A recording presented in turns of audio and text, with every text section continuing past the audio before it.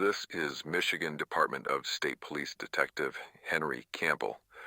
It is 5:37 p.m. on October 31st, 1976. I'm utilizing a conference room at the Aranac County Sheriff's Department to interview local farmer Vernon Krenshaw regarding an incident that he had originally reported to the Department of Natural Resources on Monday, October 25th, 1976, that was then forwarded to the MSP. Mr. Krenshaw, go ahead and tell me what happened. Okay.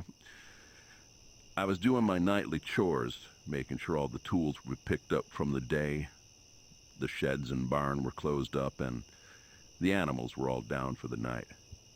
It was about 8:30 when I heard a commotion coming from the barn.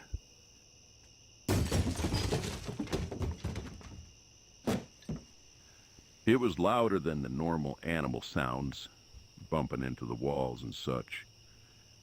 It sounded like a person rummaging around through stuff.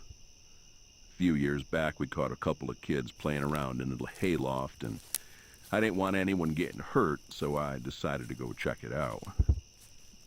Got about 20 feet from the side door when something stopped me in my tracks. At that time, I didn't know what it was, but it spooked me. I don't scare easy. I served my country. I was a Marine in the Pacific, and I've done and seen plenty. But what was lurking in that barn made my blood run cold. I don't know if it was my lantern or the light from the full moon, but something in that barn cast a red eye shine close to the ground, just inside the doorway. It then stood up and walked out.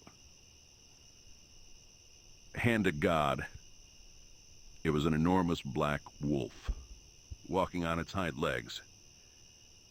It had to stoop to get through the doorway, so it had to be over 7 foot tall. The way it moved was all wrong. Like it was trying to mimic walking upright, but wasn't real good at it. As it stared me down, it let out this real low growl. Then it started after me. I haven't had the run in years, but I ran as quick as these old legs could take me.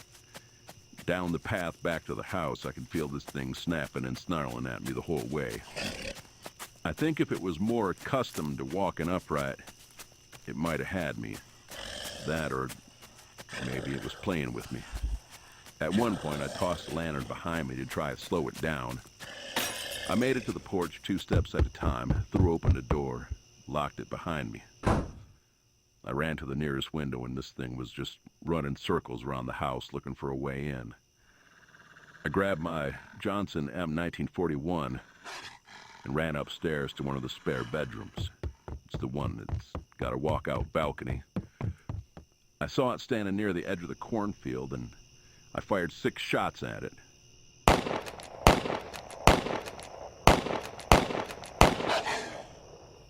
I hit it at least twice. That M1941 is the same one that I used in the Marines, and I'm pretty accurate with it. Didn't stop it, though. I could hear it tearing off through the corn as it made its way towards the woods. I didn't sleep that night. I stayed out on that balcony with my rifle, set of binoculars and a thermos of coffee. Sat up there until the sun came up. The next morning, I climbed down and saw its tracks and a blood trail headed off north through the corn. I called my boys, Ross and Marshall, and they came over to help me read the sign and try to track it down. The blood trail dried up pretty quick, but we walked for over 2 miles following the tracks before we lost them in the cedar swamp just west of Hoosac Road. We didn't hear anything out there. We didn't see anything else.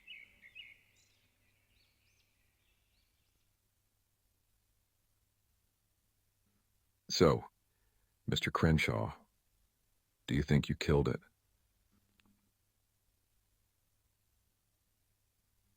No. What happened a few days later told me I definitely did not kill it.